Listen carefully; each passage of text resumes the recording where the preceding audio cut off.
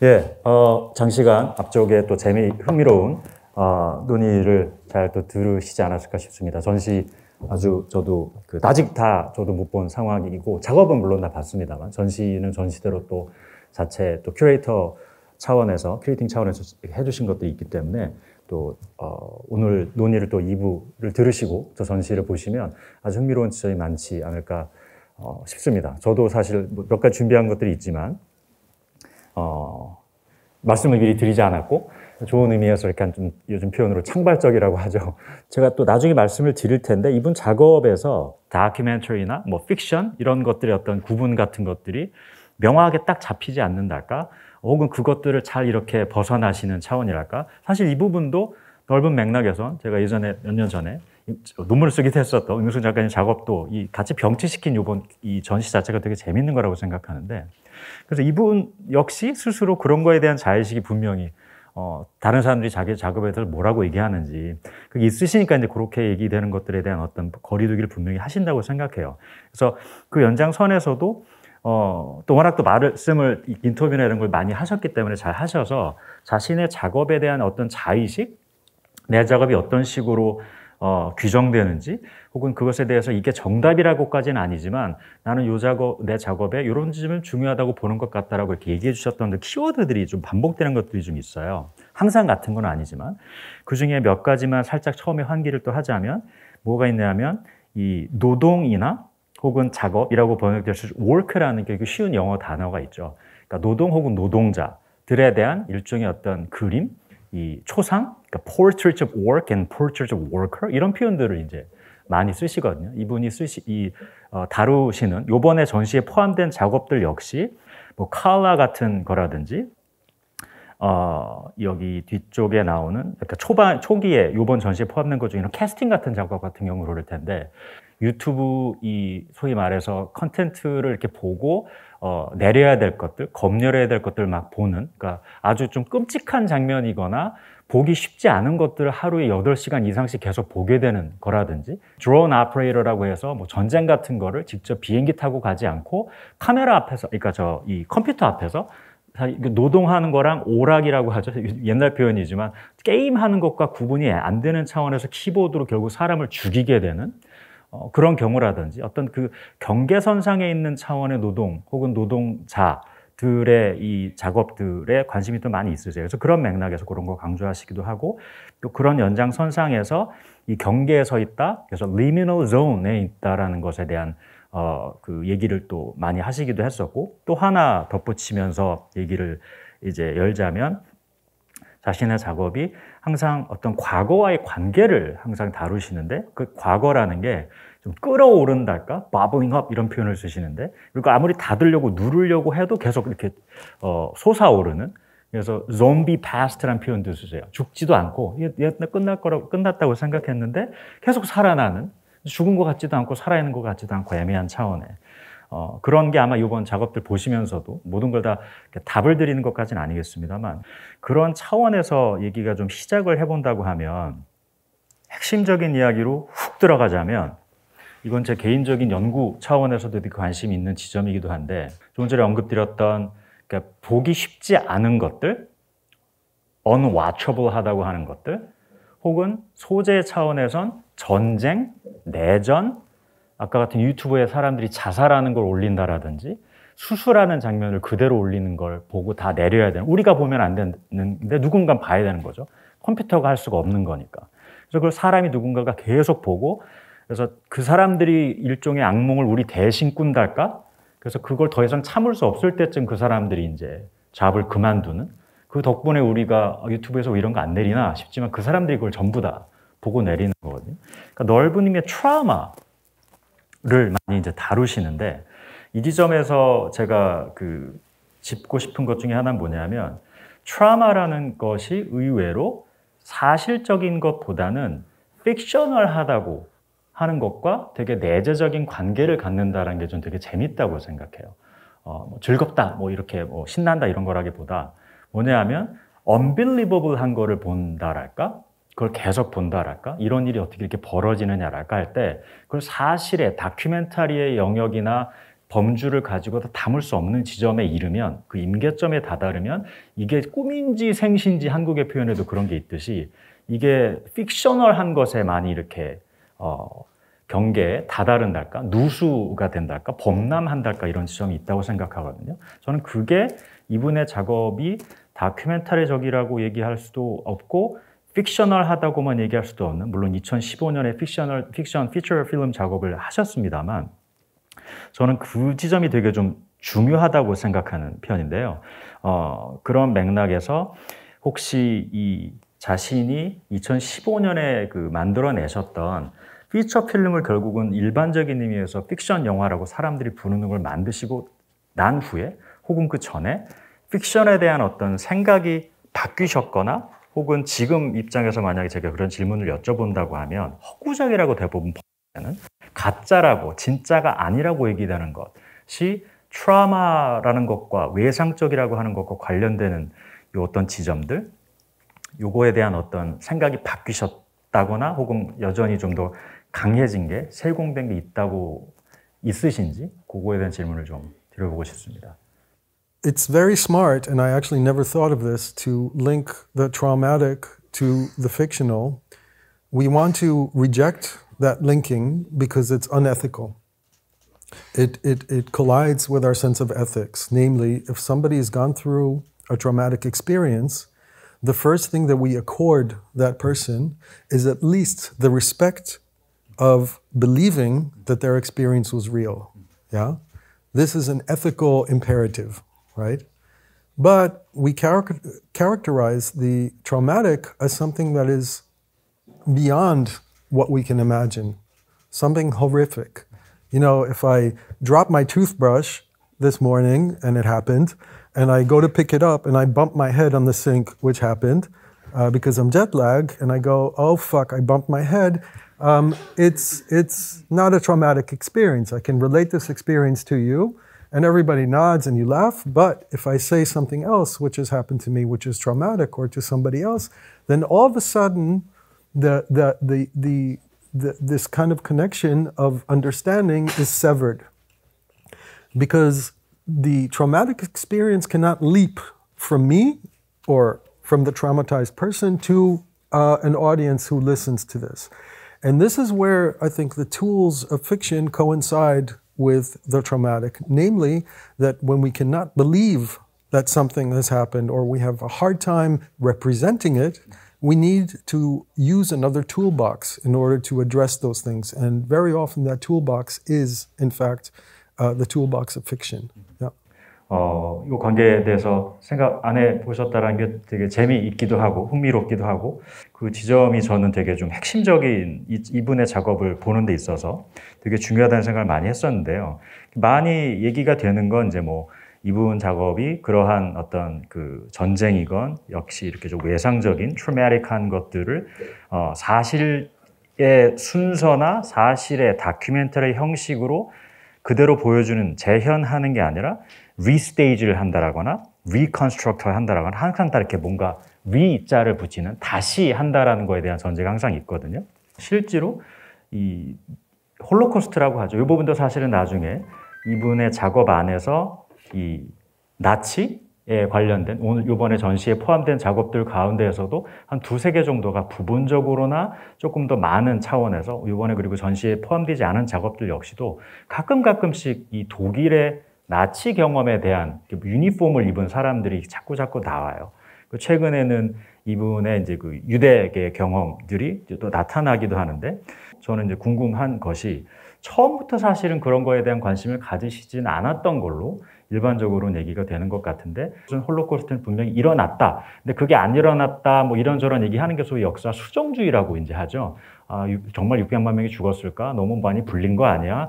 사진 찍어놓은 거 자료 있으면 가지고 와봐. 우리나라로 치면 위안부 관련된 논쟁들이 그 연장선에서 거의 이렇게 공명점을 갖는데, 그 부분이 사실은 처음에 제가 지금 제안해 드렸던 트라우마틱한 것이 허구적이라고 할 만한 픽셔널한 것과 연동이 내재적인 외설적이라고 할 만한 obscene하다고 할 만한 관계를 가지면서 동시에 이게 진짜인지 아닌지에 대한 얘기가 또 명확하게 문제가 되는 거죠. 정말 위안부가 있었을까? 뭐 일본에서 얘기할 때 우리 언제나 자료를 제시해야 되는데 우리 자료 다 없앴는데 이런 차원에서는 사실에 픽셔널하다는 말을 꺼내는 것이 대단히 위험해지는 상황이 되는 것이죠.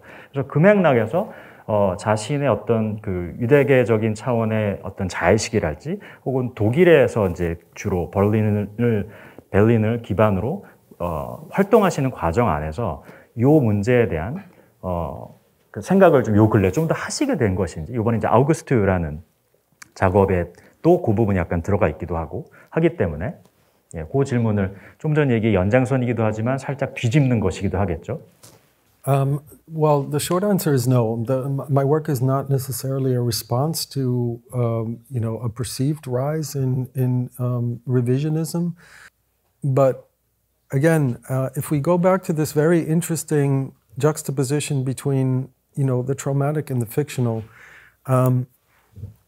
the interesting confusion that happens is because when we perceive the traumatic, when it appears in front of us and it's not something that we experience directly, we are asked in a way to make the same leap of faith, to suspend the disbelief that we are asked to perform as an audience to a fictional production, whether it be a theater or it be a film.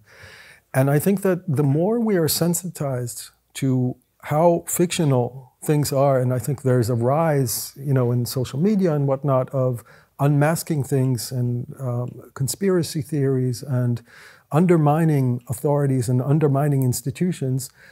So there's a rise. It's also a very postmodern phenomenon, a very negative outcome, I think, of postmodern and deconstruction and critical thinking. The more these phenomena gain currency within a public, the more I think we are likely to treat, the victims of a traumatic event as actors, to confuse them in a sense, and to search for the cues, the signals in those people that would convince us that what they're telling us is true. So we're living in interesting times, I think, where the audience has kind of like had all the tools of fiction and is misapplying those tools in a sense, because there's also a parallel breakdown in the institutions, or at least in the faith and the trust accorded to institutions that are supposed to establish what is the truth for us. And that is the press, and that is the system of justice, and of course it's our politics. 그러니까 질문을 좀 더 명확하게 하는 차원에서 하나를 또 덧붙이자면, 이런 사회가 두 가지 정도 있다는 생각이 드는데, 이 홀로코스트를 일반적으로, 물론 홀로코스트라는 표현을 쓰지 않고 이제 쇼와라는 유대인들은 표현을 씁니다만, 쇼와라는 제목의 영화를 만든 클로드 란츠만이라는 유대 이 감독이다 지식인이 85년, 86년쯤에 만든 영화가 한 6시간 정도 가까운 분량인데 하나도 재연 장면이나 아카이브 푸티지가 없거든요. 살아남은 사람들의 인터뷰만으로 전부 이루어져 있는 건데, 그게 대단히 아이러니한 것이 하나는 뭐냐면, 말만 하는데 어떻게 믿어요? 라는 질문이 가능하죠. 아무 증거가 없고 저 사람이 얘기하는 건데 이제 거짓말인지 어떻게 알아요? 이 질문이 처음에 제기되는 건데, 이 분이 약간 도발적으로 했던 얘기를 패러프레이즈를 하면, 그런 홀로코스트라는 건, 쇼와라는 건 재현이 불가능하다라고 얘기를 했었거든요.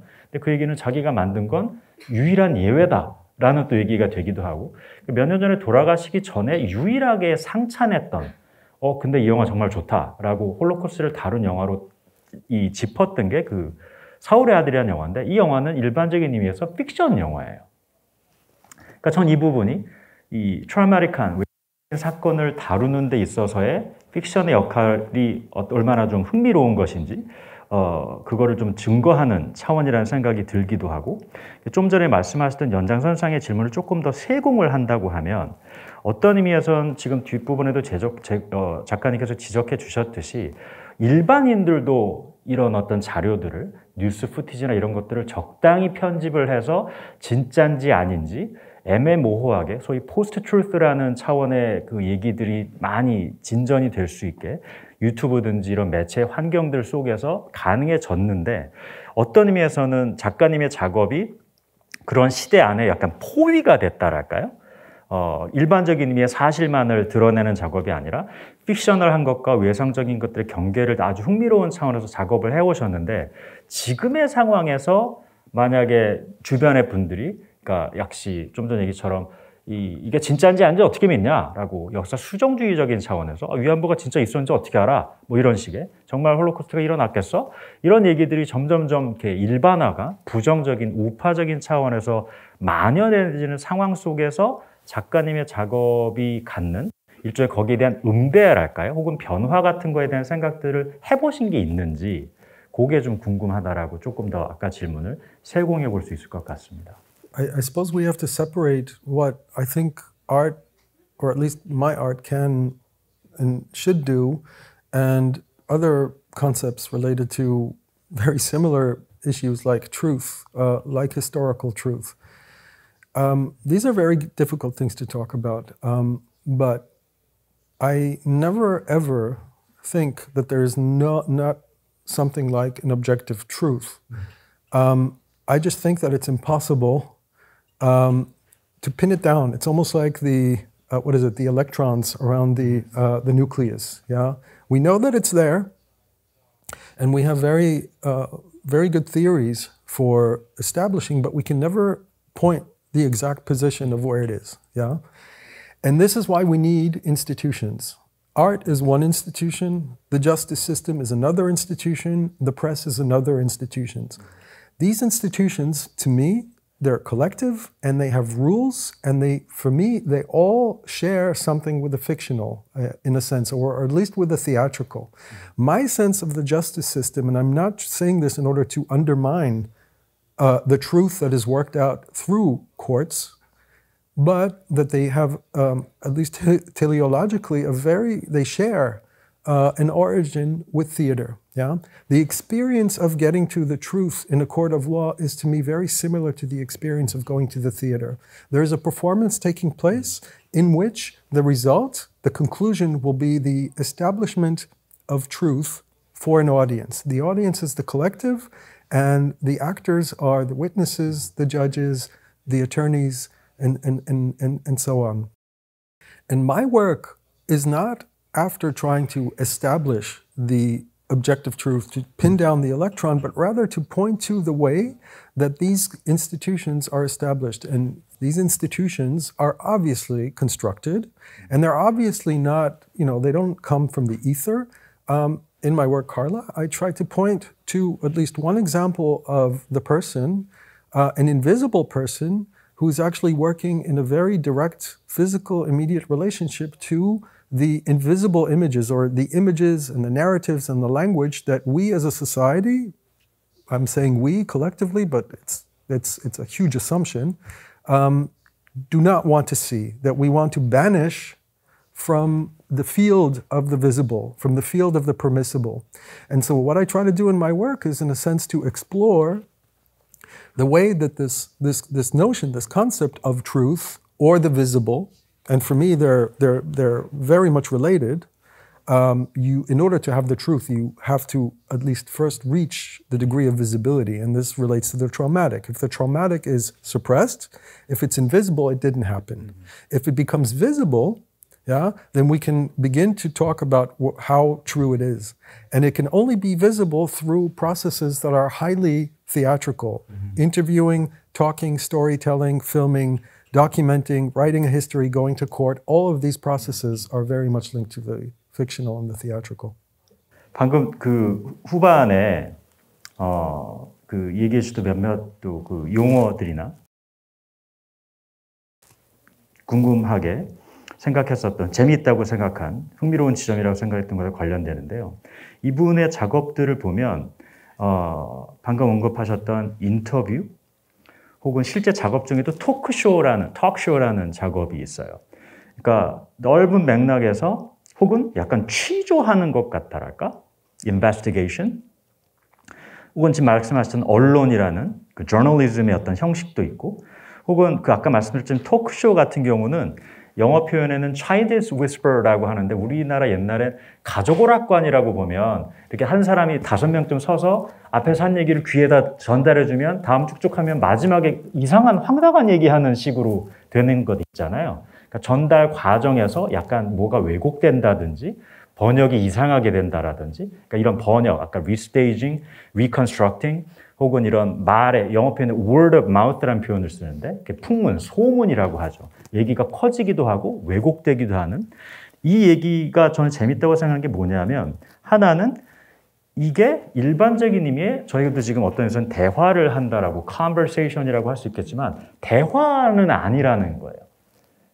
1대1의 대응의 대화라기보다 누가 하나 무엇인가를 묻고 거기에 대답을 하는 이걸 이제 좀 강력하면 형사 뭐 이런 데서라고 하면 취조가 되고 그러니까 이 취조나 이런 어떤 인터뷰, 저널리즘, 리포팅 이런 문제가 다 뭐랑도 다시 관련되냐면 아까 언급드렸던 어떤 사건, 크라임, 전쟁, 끔찍한 것 그러니까 이 경우는 대화가 되는 차원이라기보다는 궁금해서 묻고 그걸 어떻게 경험했는지 그리고 이게 저희가 질문을 하는 것도 중요하지만 이 사람도 좀 전에 처음 얘기처럼 일반 상식적인 차원에서의 선을 넘어서는 걸 경험했거나 봤거나 들었기 때문에 말하는 것 자체가 우리한테 제대로 사실적인 평면에서 깔끔하게 전달되지 않는다라는 거죠. 그러니까 우리가 질문할 때도 문제가 되지만 이 사람이 겪은 경험 자체가 이미 사실의 리얼의 경험을 넘어선 것이기 때문에 그 안에서 일종의 어떤 리컨스트럭팅이 이미 들어가 있다랄까? 이걸 하나만 덧붙여서 질문을 좀 드리자면 이런 트라우마나 외상이나 이런 것들이 넓은 의미의 소위 이제 정신분석학하고 많이 관련이 되죠. 힘든 걸 겪으신 분이 상담을 받기도 하고 분석을 이제 요청하기도 하는데 흥미롭게도 정신분석학을 규정하는 이 작업, 이 용어 중에 하나가 talking cure라고 하거든요. 말을 통해서 치료를 하는.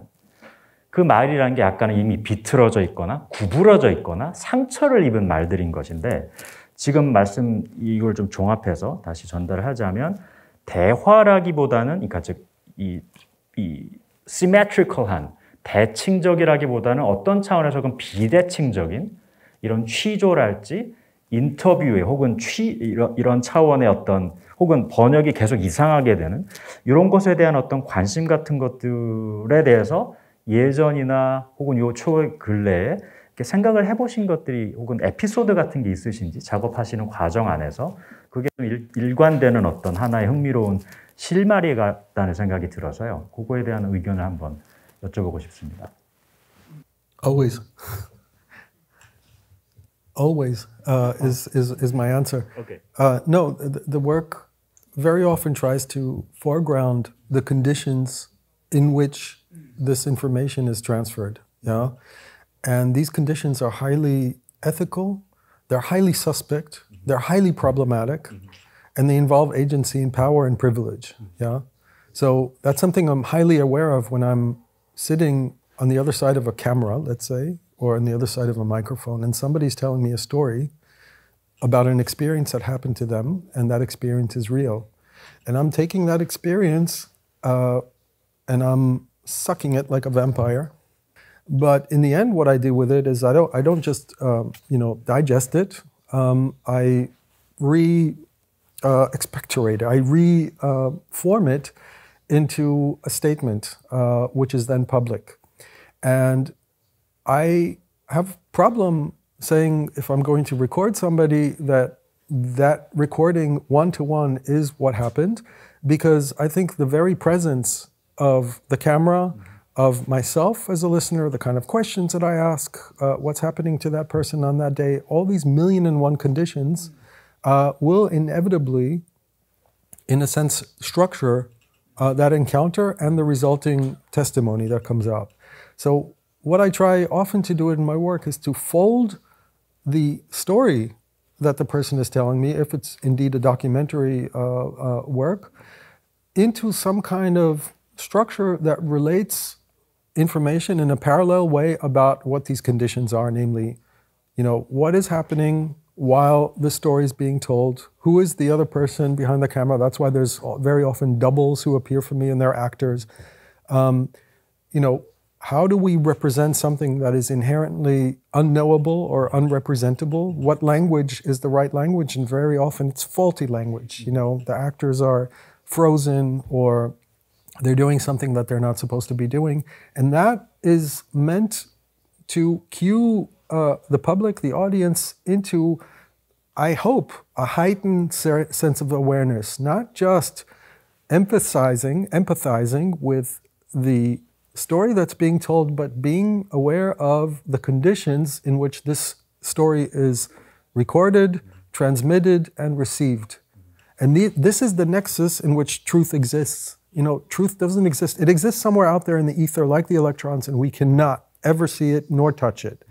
The moment that we pull it out of the bottle like the genie, we have to, in a sense, constantly keep these structures moving around it, you know, whether it's the institutional structures like the court, like history writing, like the press, writing the articles in order to sustain the truth of the event. If it's a ferry accident, if it's, you know, a crush on Halloween, if it's an election result in some country, we have to constantly affirm the existence, constantly narrate this existence. This is why storytelling is so important, in order to nurture, in order to sustain this notion that it is true, because the true is inherently, imminently, and always fragile.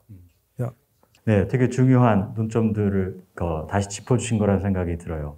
두 가지는, 하나 아까 언급해 주셨던 이 변호 혹은 법정에서 벌어지는 상황이 되게 연극적이라고, 우리가 또 연극적이라고 theatrical 하면 가짜냐 이렇게 생각하지만 연극이라는 형식이 필요하다라는 것이죠. 진실이 알아서 스스로 밝혀질 것이다라고 얘기하면 변호사나 검사가 왜 있냐 이런 얘기를 하거든요. 쉽게 알아서 진실이 스스로 밝혀질 거라면. 변호사가 검사가 있는 이유는 그렇지 않고 그 사람들이 누군가를 설득해야 되기 때문에 있는 거란 얘기를 역으로 하기도 하는데, 그 연장선상에서 이제 좀 자연스럽다고도 할 수 있을 텐데, 말씀해 주셨던 이 스토리텔링의 방식, 너레이팅의 서사화하는, 이야기하는, 혹은 좀 전에 표현해 주셨던 차원의 얘기를 빌자면, 이렇게 진실이라고 하는 것이 이미 약간 깨지기 쉬운 취급주의라는 표현도 있죠. 이렇게 박스 옮길 때 보면 handle with care 이런 표현들이 붙기도 합니다만, 그것 자체가 그렇게 스스로 강력하다라기보다는 언제나 약간 깨지기 쉽고, 좀 전에 그걸 겪었던 사람 입장이라면 이걸 사람들이 믿어줄지 아닐지가 더 오히려 위태로운 차원의, 그래서 라카한 같은 사람도 영어 표현으로 번역을 한다고 하면 이 모든 진실은 픽션의 구조를 갖고 있다 이렇게 얘기한 적이 있어요. Every truth has the structure of a fiction. 얘기했던 적이 있는데, 그게 가짜라는 게 아니라 그러한 구조를 갖고 있다는 거죠. 일반적인 우리 표현을 빌면 unbelievable 이라는 게, 야 어떻게 그런 일을 겪었어도 되지만, 좀 전에 얘기로 그걸 살짝 뒤집으면, 톤만 뉘앙스만 바꾸면 야 못 믿겠는데? 라고 It's hard to believe가 되잖아요. 그러니까 아까 위안부 같은 사태의 어떤 상황이라든지 우리가 지금 겪고 있는 한국의 상황들도 그런 것이라고 할 때, 일반적인 의미의 형식이라고 얘기할 수 있을 지점들, 혹은 좀 더 명확하게 말하면, 아까도 처음에 재미있게 시작하셨을 때, 나 오늘 핸드폰도 갖고 오고 마이크도 있고 되게 많아가지고 이런 얘기 해주셨듯이, 즉 테크놀로지컬한 기술적인 것에 대한 어떤 관심이나 그 지점이 이분의 작업 안에 되게 중요한 역할을 차지합니다. 저도 아직 전시를 보진 못했지만 이번에 포함된 캐스팅 같은 경우도 4채널로 되어 있는데, 앞에서 우리가 이 테스티모니 같은 거를, 증언을 듣는데 나와 있는 이미지 둘은 약간 전혀 그것과 다르고, 근데 그 스크린 뒤로 가면 또 전혀 다른 식의 것이, 제가 스포일러가 될까 봐 다 말씀을 드리지 않겠습니다. 이렇게 스크린 자체를 두 방향을 쓴다라든지, 혹은 아까 처음에 언급드렸던 CNN Concatenated 같은 경우처럼 뉴스 푸티지에 있는 사람들이 말하는 걸 음절 단위로 다 쪼개가지고, 제가 지금 말한 걸 치면 음절 단위로 쪼개가지고를 서로 다른 방송국 사람의 앵커들 이름에 담아서 그걸 뽑아내서 실뜨기 하는 것처럼, 아까 처음에 일부에서 표현을 빈다면 그런 식으로 한다라든지, 혹은 요번에 그 신작으로 들어와 있는 Garage Sale 같은 경우도 스크린이 3개인 것뿐만 아니라, 이건 사실 그 앞에 이번에 포함되지 않은 A Place Which is Ripe라는 그 작업 같은 데 보면 구술성과 문자성, 지금 방금 CNN Concatenated도 그렇다고 그랬었죠. 제가 말씀드린 이런 식으로 말한 걸 다 쪼개서 문자로 쪼개듯이 한 다음에 그것에 상응하는 이미지를 구글 서치할 때 나오는 것 같은 영상이랑 병치시키는 작업이 있어요. 근데 그거를 핸드폰 화면 3개를 놓고 이렇게 보여주거든요. 그래서 하나의 영상에서 우리가 듣는 소리가 있는데, 그것과 이 상응하는 이미지인 것 같지만 약간 차이가 있는 영상들이 나오는데 그게 뭐냐면 여러분이나 저나 뭘 찾으려고 구글 서치하면 내가 원하는 이미지가 아닌 게 이상한 게 나올 때 있잖아요. 근데 그게 완전히 이상하진 않죠. 살짝 연결이 돼 있는데 뭐 이런 걸 보여주지 아 이래서 이게 나왔구나 싶은 것들이 있죠. 그러니까 이렇게 이분이 넓은 의미에서는 단어에 상응하는 이미지 혹은 이미지에 적합한 언어 요 관계들이 좀 전에 얘기를 치면 번역, 왜곡 혹은 아까 그 가족을 한해서 계속 얘기가 점점 이상한 걸로 번안이 되는 것 같은 그런 어떤 형식에 대한 어떤 차원들의 관심들이 계속적으로 유지가 되거든요. 이번에 포함된 그 아우구스트 같은 작곡가 같은 경우는 최초로 3D를 또 사용한 경우이시기도 하고 그래서 혹시 그런 형식적인 것들을 개별적인 작업마다 취하실 때 예를 들면 일단 당장 아우구스트 같은 작업에 먼저 관련해서 질문을 드릴 수 있을 텐데 그 특정 작업에서 어떤 이 기술적인 요소들을 정하실 때 기준들이 당연히 그 내용적인 거하고 관련이 되겠습니다만 있으신지 그런 걸 일단 아우구스트 관련해서 언급을 해주시면 어떨까 싶습니다. The way that the work is presented has to have a relationship to the subject of the work without illustrating the subject of the work. This is the challenge. So there is room for play. There has to be room for player surprise, or I'm just repeating myself or doing something which illustrates the subject of the work. With August, it's a long story and it's kind of boring. I was invited to do a show at the Gropiusbau in Berlin. The director of the institution showed me all the spaces. There were 7 galleries. They were all connected to one another. And I had this sinking feeling, what a nightmare. Everybody's going to have to go from room 1 to 2 to 3 to 4 and then go back to room 1 at the end. And then he told me, oh, you know how fast? My first exhibition at this very gallery was dedicated to August Sander. And I said, well, this is great. Instead of making all these black boxes with all these boring movies, I would show one movie and then I would have a light space with a few photographs by August Sander. I would bring them back into the space. And then I would just draw on the wall and extend what's not depicted in the photograph. The idea would be to draw, yeah? And to extend what is represented, to bring what is not represented, what is invisible again, into the frame of the photograph. But as very often happens, one thing led to another, and I decided then, why extend the image two-dimensionally when I can, using a cinematic device, 3D filmmaking, extend it three-dimensionally? And I became distracted and immediately more interested in restaging his photographs. The act of photographing something, which is very, very, very, very for us, since the mid-19th century, and even more strongly now, related in a very tenuous way to the notion of truth, yeah? The camera, for a very long time, for 100 years, was our arbiter of truth. It was our prosthetic device in which we outsourced our doubts and our insecurities about the true. And we said, okay, if it was photographed, it was true. Why? Because the camera, it comes from Kamera in German, or Kamera, I think it has some Latin base, but it's essentially a room. It's a little space, it's a little container in which light enters, and then at some point that container closes. And what's inside that container, what's trapped in there, is the truth. It's light, yeah? We can't pin down light. It's like the electrons. We can't hold them down, but we can trap them inside a space. And then we bring that little room into another room. It's a dark room. Ooh, it's very scary. It's a dark room. It's the space where magicians and alchemists work. It's almost the space of the monstrous and the fairy tales. And what happens in that dark room? A photo is developed, yeah?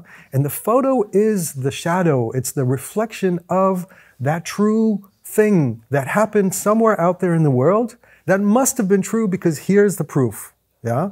It's also very Christian, you know, you think about the shroud and the imprint of the face.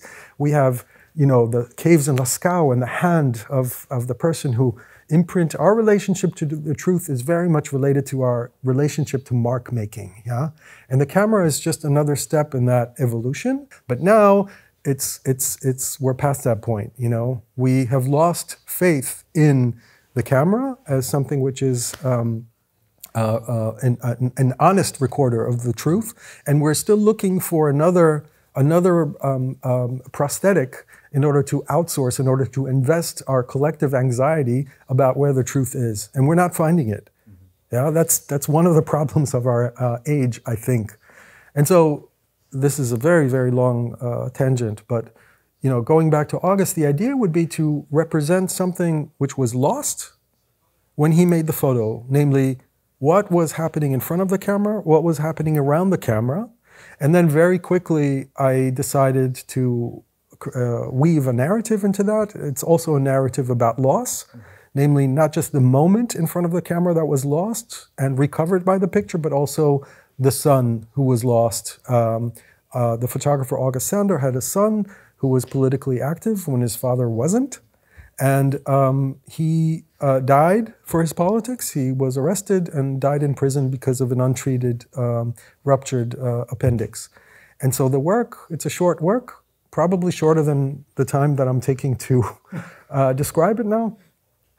But it shows the man, father, artist in old age, remembering the act of photographing and remembering photographing with his son and being revisited by the ghost of his son in his home.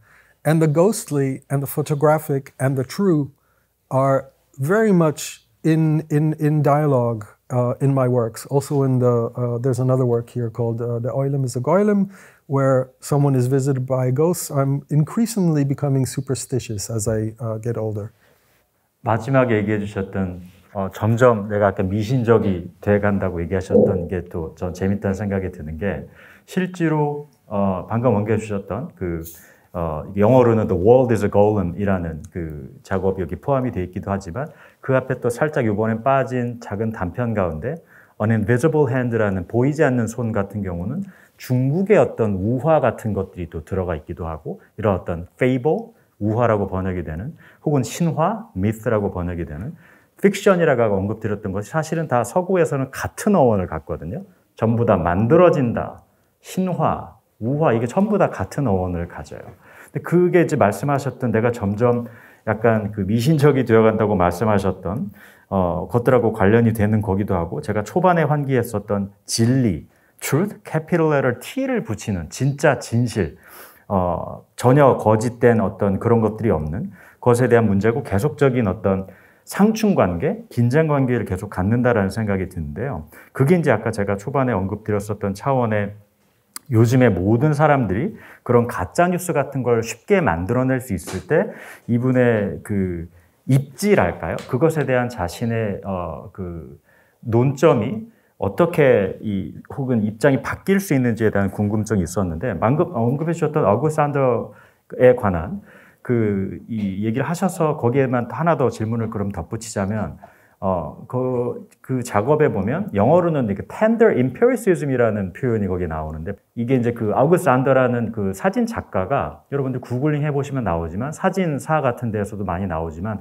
뭐랄까요 되게 정직하다고 해야 하나? 근데 여기서 이제 그 표현이 평형사가 왔다 갔다 하는데 그 정직하다고 하는 이분은 주로 이렇게 직업이나 인종이나 이런 것들이 잘 포착이 돼 있는 야 이건 진짜 정말 푸주간 주인처럼 생겼다 이 사람은 이런 거랄까요? 근데 그게 약간 조금 애매하게 가면 이 사람은 진짜 유대인처럼 생겼네? 라고 만약에 코 같은 게 강조되어 있거나 그렇게 되면 그 당시 나치 상황에서는 이게 어떤 뭐랄까요 그 프로파일링이라고 한국에도 그 표현이 많이 있게 됐지만 특정 인종이나 어떤 사람들을 범주화시키는 데 또 쓰일 수 있는 그래서 이게 사실적이라고 어떤 것을 포착한다라는 것이 갖는 즉 사실이라고 하면 우리는 대부분 픽션보단 거리가 멀고 위험이 덜하다고 생각하지만 거기 보면 나치 관련된 사람이 나오기도 하고 그거에 대한 자의식 같은 게 즉 내가 사실적인 것을 그대로 드러낸다라는 것에 대한 어떤 나름의 긴장관계랄지 위험 같은 자의식이 좀 있으시다는 생각이 드는데 현실적이지 즉 리얼하다고 하지 일반적인 사람들이 얘기하는 차원에 정말 진짜다. 이게 정말 사실이다. 라고 하는 것에 대한 어떤 입장의 변화 같은 게 있으신지 이번 작업을 아까 좀 전에 언급하셨던 마지막 얘기로 내가 점점 미신적이 되어간다. 라는 게 사실과 사실 아닌 것, 미신과 미신 아닌 것, 그 예전에 어떤 분이 얘기하셨던 얘기를 다시 요약하면 그런 얘기를 하신 적이 있거든요. 아주 적당히 발달된 마술은 기술과 구분할 수 없다. 혹은 그 반대였는지. Sufficiently advanced technology is indistinguishable from magic. 뭐 이런 표현이 있었어요. 약간 그런 얘기도 다시 한번 떠오르기도 하면서 혹시 이런 거에 대한 약간 뭐랄까 위협이랄까 위기의식 같은 걸 느끼시지는 않는지 내가 점점 미신적이 되어 가는데 다른 사람들도 사실과 사실 아닌 걸 구분하지 못하는 상황들 속에서 내 작업이 어떻게 수용될지 혹은 소화될지 나도 어차피 사실이나 사실 아닌 거 구분 못하겠는데 당신 작업도 그런 걸 얘기를 적절히 해주고 있어서 나도 거기 참 되게 동의한다 라고 기이한 어떤 수용 양태가 만약에 누구가 독자가 오늘 끝나신 분 중에 한 분이 너무 좋습니다 작업 저도 그렇게 생각하는데 진실은 없다고 생각합니다 라고 만약에 얘기를 하신다면 약간 좀 놀라시지 않을까? 이렇게 약간 좀 우회적인 질문을 다시 한번 드려보면 어떨까 생각이 들었습니다. Of course, I'm extremely anxious. I was born anxious, and I'm becoming more anxious and more superstitious about what it is that we think of as truth and how we sustain this notion of truth in the so-called post-truth era. I don't have an answer. I'm not a theorist. I'm an artist, and I try to create structures that represent the reality that I experience or that I perceive. And that reality is highly fractured and highly problematic, which is reflected, I think, in my work. In the performance that you mentioned, talk show, which was done in a theater in 2009, over 3 nights, 3 guests were invited. And these guests lost a loved one, a person close to them, because of that person's engagement with the political. So on the first night, it was Bill Ayers, and he was a member of the Weather Underground. This was a group in the 60s and 70s that was radicalized. And they prepared bombs that they placed in military bases and whatnot in the US. And his partner at the time died while making the bomb. And the second night, it was a woman whose husband was an arts writer, and he decided when the Iraq War broke out in 2003 to become a journalist, and he lost his life there. And the third night was the brother of Ted Kaczynski, the Unabomber, a person who became radicalized, who was a college professor, and then his politics radicalized him to an extent that he sent bombs to various scientists, universities, and advertising agencies.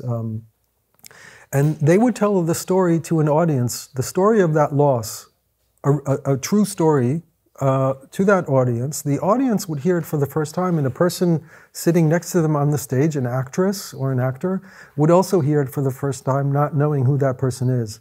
And when the storyteller was finished, another actor or actress would come, and the person who just heard the story would have to repeat it from memory to that person. Now, we placed traffic lights on the stage. They were not visible to the audience, but as long as the light was green, they would have to talk.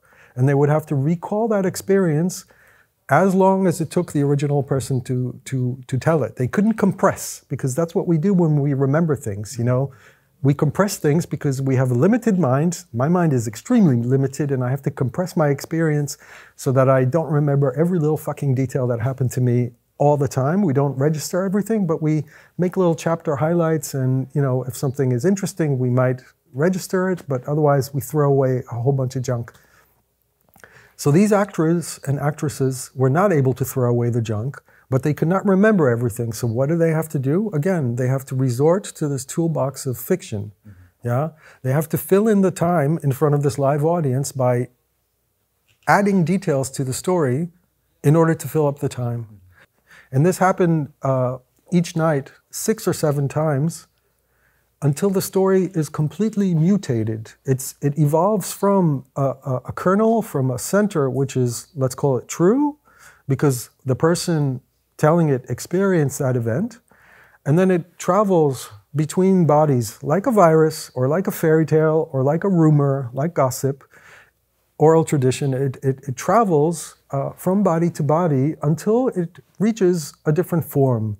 And what the audience was able to experience in that night, they were like the gods of Olympus, you know? They were watching the silly humans on the stage below, dealing with history, dealing with time, and dealing with experience and dealing with truth, namely passing along a true experience, a memory, from body to body. And that passage, that transmission introduces junk, introduces surplus detail into it, which we can call fiction, which we can call lies, and which we, if we build a consensus around it, can call the truth at the end of the day. So again, structurally, what I'm trying to do is examine the dynamics, the mechanisms in which truth is produced. That is not the same thing as saying there's no truth. Yeah?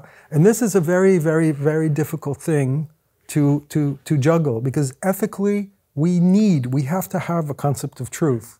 But artistically, that concept is not representable. And if it is representable, only through this kind of introduction of all this junk, all this transmission, all these bodies that have to be in constant flux in order to sustain it.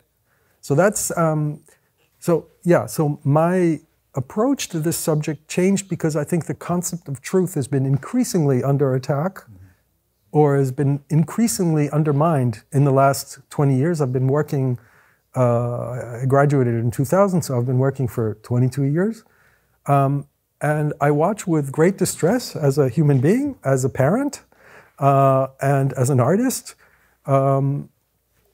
and as a citizen of a democracy, that these concepts, these notions, and especially the institutions that we outsource, like we outsourced the truth to the camera, we outsourced the truth production to these institutions, and now they're crumbling. Now they're under attack, and we don't have a good alternative. Mm-hmm.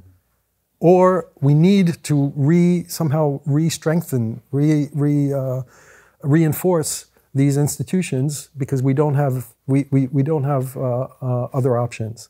The museum, the gallery, art can reflect on that, but it's not the place to look for when you're looking for truth. Yeah. This is also a problem, I think, but I'm not going to get into that. 이분 작업들을 또 보면 이 중에 아마 여기 계신 분들 중에서도 넓은 의미 예술이나 문화 쪽에 관심이 있으시거나 종사하시는 분들이 많이 계실 텐데요. 그런 어떤 예술, 미술사, 사진사, 영화사 이런 것에 이거 어디서 본 건데 싶은 작업들이 이렇게 환기가 혹은 다른 식으로 풀려 나와 있는 경우들이 되게 많아요. 방금 언급드렸던 그 아우구스트 같은 경우가 이제 사진의 경우라고 하면 칼라 같은 경우에 여러분 보시게 될 다 얘기를 당연히 할 수는 없겠지만 거기서 계속 변형되는 어떤 얼굴들이 나오는데 그 같은 경우는 그 독일 표현주의의 화가였었던 막스 베크만 같은 사람의 이 초상이 계속적으로 이게 베크만 겁니다라고 얘기하지 않으면서 계속 좀 변주가 되기도 하고 또 이번에 포함이 되어 있기도 하고 또 아마 이전에 작업에 보신 분들이 많이 계시겠지만 컨티뉴이티 같은 그것도 되게 이분의 작업이 불연속적이라는 걸 생각하면 되게 아이러니가 포함된 연속성이라는 뜻이니까요. 근데 콘티라는 게 또 여러분 아시겠지만 방송가에서 콘티라고 하는 게 그 컨티뉴이티거든요. 그러니까 콘티뉴이티라는 건 이미 그 컨티뉴이티를 만들어야 될 기본 재료인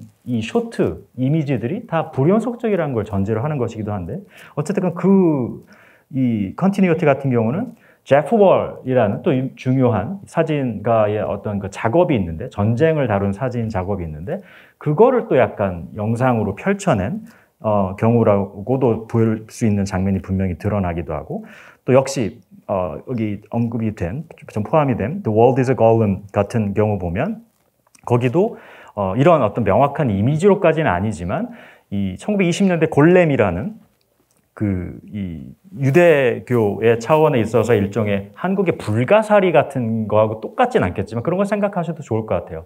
골렘이 프랑켄슈타인이라는 우리가 알고 있는 그 소설의 어떤 그 원천이 되는 신화적인 어떤 그 이야기 괴물 같은 것인데 그거 같은 경우가 그 영화에서도 사실 어느 정도는 폴 베게너라는 감독이 만든 영화이기도 한데 혹시 넓은 의미에서 이런 걸 항상 염두에 두시고 작업을 하시는 거지. 물론 좀 전에 아우구스트 같은 경우는 거기에 그 미술관이 처음에 아우구스트 단서에 관한 관련이 있었기 때문에라고 말씀을 하셨지만 항상 그걸 미리 하겠다라고 생각하신 건 아니라고 생각하지만 이런 넓은 의미의 20세기 혹은 그 앞에 있는 예술사의 혹은 여러 가지 이런 레퍼런스, 참조점들 같은 것에 대한 생각들을 항상 나름대로는 조금 이렇게 변형시키려는 자의식 같은 걸 가지고 계시는지 그런 거에 대한 어떤 그 자신 작업과의 관계 속에서 어떤 생각들을 좀 가지고 계신 게 있는지 궁금합니다. Yes, absolutely. Every artwork has its field of references, and you know, I can give a couple of very brief examples. Continuity you mentioned. I knew even before I had written the script for the work that I would use Jeff Wall's photograph as a point of reference. Jeff Wall, a Canadian photographer, made this mural called Dead Troops Talking, in which you see Soviet soldiers after being ambushed in Afghanistan by Mujahideen in this kind of zombie limbic post-death state. They're not dead, they're not alive, they're doing stuff. You know, one is like dangling a piece of his flesh in front of the other, another one is thinking and whatnot. And it's this kind of tragic, comic depiction of a very sensitive moment, a moment of passage from one realm to the next, from the living to the dead. And I knew in Continuity that I was going to use this because continuity is, of course, it's a loop, and it's about the return. It's about the return home of a son or several sons, and the return of yet another power, another imperial power into the landscape, into the mountains of the Hindu Kush of Afghanistan. In this case, the German participation in ISAF, in International Security and Assistance Force for Afghanistan. And in Garage Sale, the references are obvious. There's the Arnolfini wedding portrait, which was painted by Jan van Eyck in 1434. I knew that I wanted to use that picture. But what you may not know if you look at the work, I also wanted to steal from Ridley Scott, Blade Runner. There's a very famous scene in which Harrison Ford, he's hunting robots, replicants. You probably know the movie from 1982, I think. And he finds a photograph, yeah, the truth. And he feeds this photo into a machine, and then he scans into the photo, and he's like drinking, you know, he's having some schnapps or some whiskey or something like that, and it's wonderfully lit, and it's all very sexy. And he tells the machine, he engages with the machine and says, you know, zoom in, sector 3 to 13, enlarge, you know, pan. And the machine does this. And as the machine does this human-machine interaction, in a sense, produces another photo, which is, you know, at least a clue, if not the truth, which leads him to hunt this other replicant. And I knew I wanted to use the click, click, click, and this kind of engagement with the photographic in search of the truth when working on Garage Sale. In every work, there's always these kind of, it's always contaminated by and polluted by and enriched by, fertilized by these references, these art historical references, most of which I'm aware of, some of which I'm not aware of. 네. 시간상 마지막 하나 정도만 코멘트를 들고 이제 오픈을 해서 질문을 좀 받으면 어떨까 싶은데요. 마지막에 얘기해 주셨듯이 뭔가가 리턴하고 아이가 혹은 죽은 사람이 되돌아온다든지 귀신이 다시 되돌아온다든지 영어로 haunt 한다고 하는데 내가 떨쳐버리려고 해도 기억이 끊임없이 나를 따라다니거나 그러니까 계속 아까 얘기 있었죠. reconstruct, restaging, return 뭐 근데 그게 재밌는 것 중에 하나가 리허설 한다고 우리가 할 때 그 리허설이 리허설 한다라는 게 영미권에서도 갖는 표현 중에 하나는 그게 반복한다는 뜻도 있거든요. 준비하는 건데 그렇죠? 리허설은 실제 스테이지에서 올라갈 걸 미리 하는 거니까 결국 하게 될 걸 반복하는 거기도 하죠. 준비하는 거기도 하지만 반복하는 것이기도 한. 그러니까 이런 차원의 아까 제가 전쟁이든 트라우마틱한 메모리건 요번에 오머페스트 작가님이 요번에 이 타이틀 매치 전시로 함께 하는 과정의 어떤 일종의 전초전 같은 것이 2년 전, 3년 전이었나요?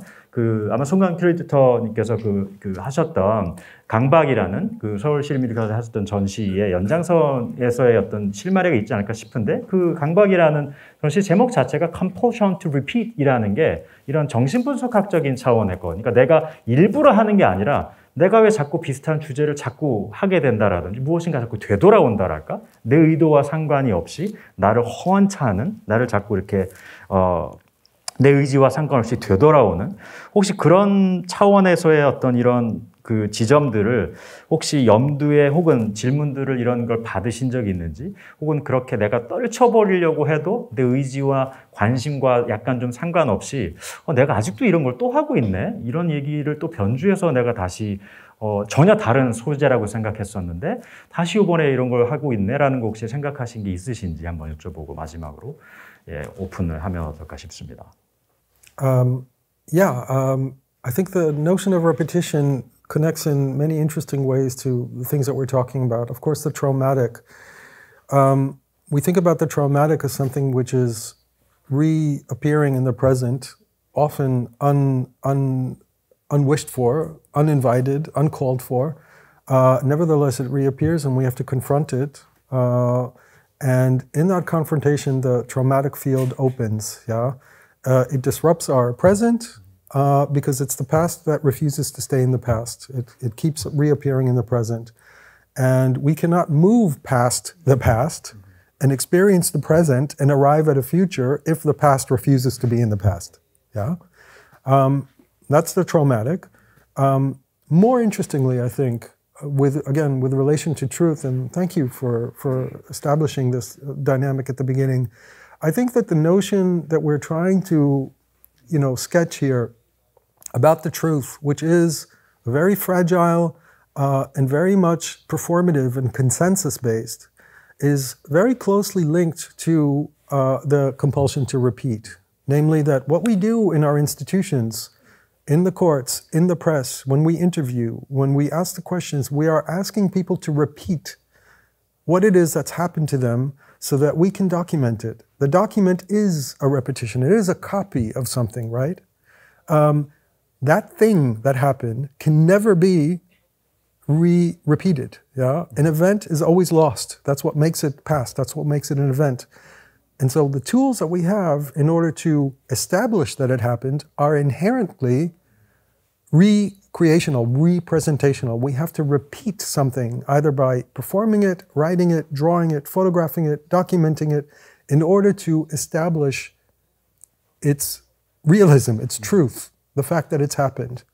This is the dynamic between the performative, the fictional, the theatrical, the artistic, and the ethical, the true, the institutional, the political, the social, what we need in order to function as a society. And that's why, repetition is such an important thing in the work.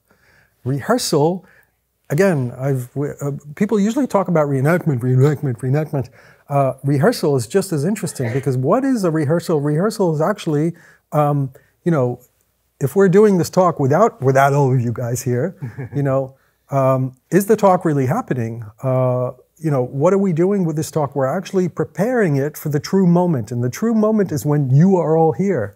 Because your presence here with us is what makes this a real and true artist talk. Otherwise, it's just like, two guys at a bar or something like this. And so the rehearsal as something anticipating the truth is also a highly interesting thing, which I didn't think about. It might appear in a work sometime in the near future. 좋습니다. 오늘 장시간 동안 흥미로운 여러 가지 이야기들 되게 진지하게 혹은 재미있게 얘기해 주신 작가님께 다시 한번 박수 한번 주시면서 오늘 뵙도록 하겠습니다. 감사합니다. 감사합니다.